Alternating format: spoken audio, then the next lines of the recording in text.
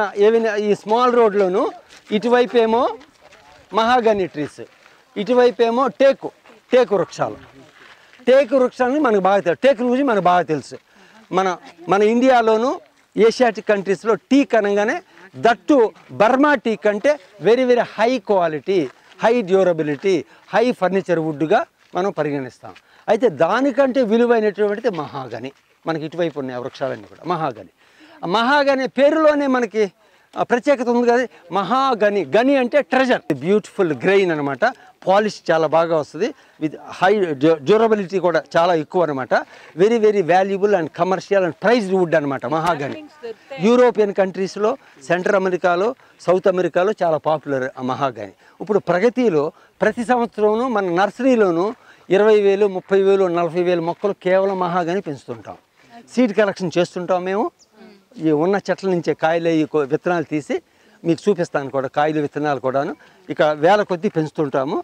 ఇనిషియల్గానే మేము అంతా వాడామన్నమాట ప్లాంటేషన్కి, సేల్ మీద కూడా పెడుతుంటాం. అప్పుడు మహాగని ఎవర్ గ్రీన్ ట్రీ. దాదాపు ఇలాంటి టైం అప్పుడే కొద్దిగా partly they shed their leaves, not all the leaves. ఓకేనండి. వాటి కాయలు కూడాను క్యాప్సూల్స్ అంటాము, బ్రౌన్ కలర్గా ఇట్లా లావుగా ఉంటాయి, చూపిస్తాను మీకు. దాంట్లో విత్తనాలు ఉంటాయి, పేపరీగా ఉండి వింగిడ్గా ఉండి చాలా తేలికపాటుగా ఉండి ఒక పక్కన విత్తనం ఉంటుంది అనమాట.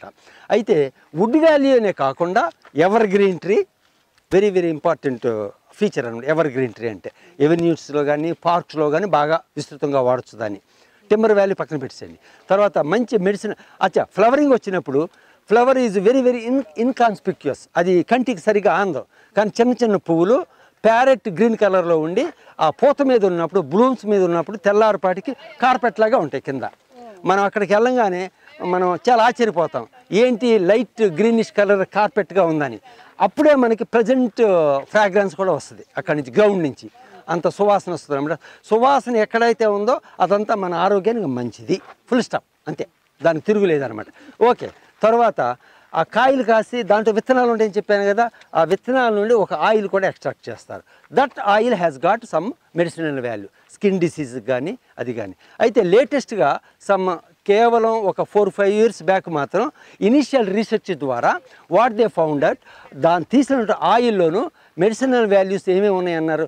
యాంటీ హెచ్ఐవి వైరస్ కానీ, యాంటీ క్యాన్సర్ దీనికి కానీ, with sex aphrodisiac effect, sex potentiation అనేది ఖచ్చితంగా ఉన్నది.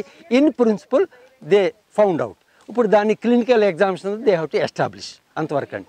సో మెడిసినల్ వాల్యూ ఉంది, టింబర్ వాల్యూ ఉంది, evergreen tree, highly fragrant one, అన్ని రకాలుగా very very very very good tree mahogany. మరిన్ని అప్డేట్స్ కోసం STV యూట్యూబ్ ఛానల్ ని సబ్స్క్రైబ్ చేసుకోండి.